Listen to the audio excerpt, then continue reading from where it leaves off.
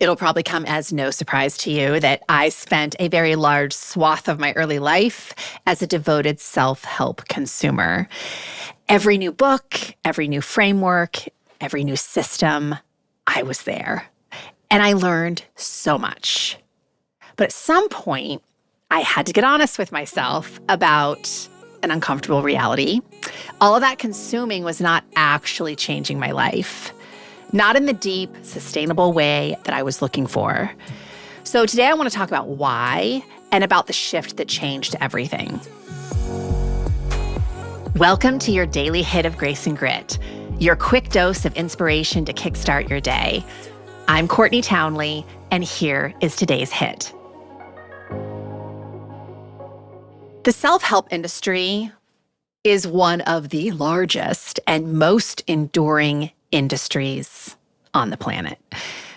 Billions of dollars of books, courses, seminars, podcasts, and programs, all promising you to help you become better, healthier, happier, more productive, and more fulfilled. And yet, the same people who consume self-help voraciously, like I did, often find themselves stuck in the same pattern year after year, right? Buying the next book because the last one didn't quite do it, signing up for the next program, hoping that this one will be the one that finally clicks. But here's the uncomfortable reality. Self-help, by its very design, can become its own form of avoidance. Did you hear that? I'm going to say it again. So important to hear that. Self-help, by its very design, can become its own form of avoidance. As long as you're consuming, reading, learning, absorbing, you feel like you're doing something. You're getting ready, you're preparing, you're almost there. And that feeling of almost there can last indefinitely because there's always another book, always another framework, always another insight that might finally be the missing piece. And I don't think the missing piece is ever another insight necessarily. It's action.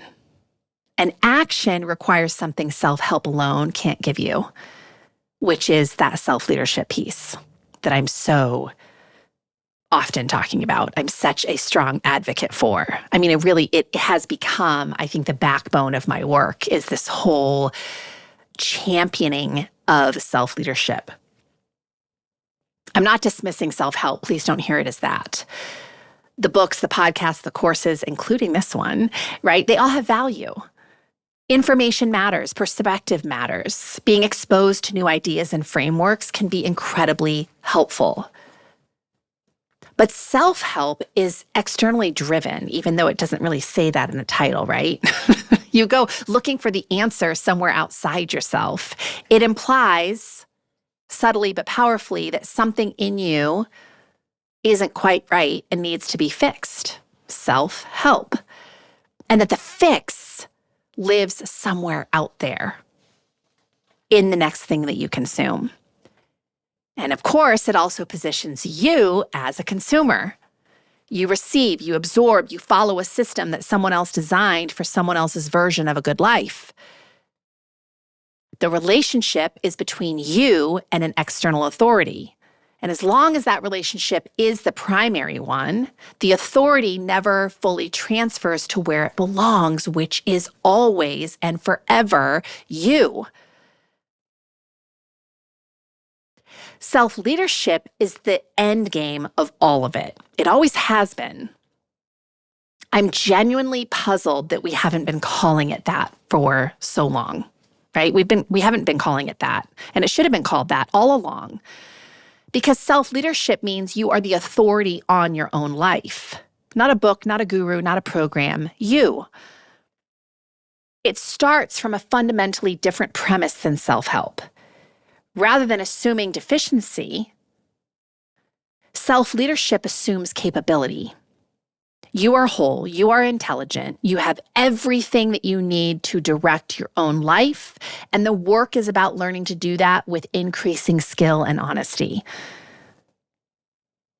So I think there's a few distinctions that are worth sitting with. Self-help can be done indefinitely without changing your life. I've seen lots of people do this. Self-leadership cannot. By definition, self-leadership produces movement. A leader who never makes a decision or takes action is not leading. And that is absolutely true of self-leadership. Self-help can subtly reinforce the belief that you need fixing. Self-leadership starts from the premise that you are capable and asks you to act like it. And maybe, perhaps most importantly, self-help kind of collects tools. Self-leadership demands that you use them. The tool is worthless without the person willing to pick it up and do something with it. So what does it actually look like to move from self-help consumer to self-leader? Well, it looks like taking what you've learned and making a decision with it. Not waiting until you have read one more book or completed one more course or completely feel ready, but making the best decision you can with what you know right now. And then learning from what happens.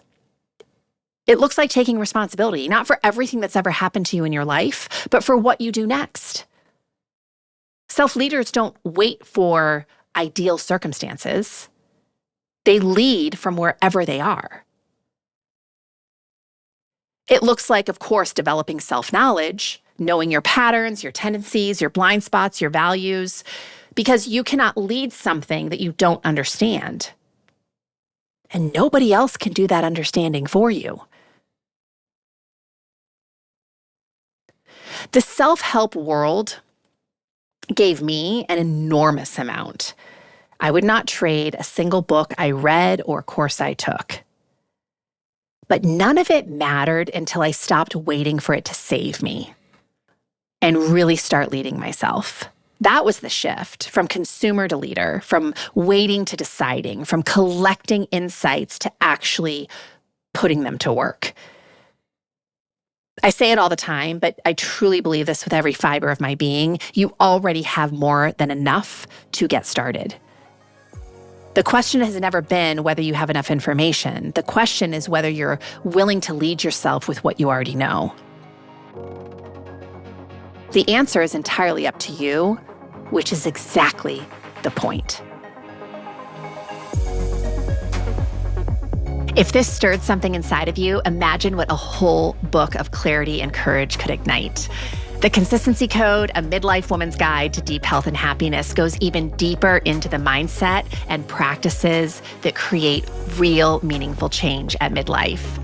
Grab your copy today over at theconsistencycode.com and keep the momentum alive.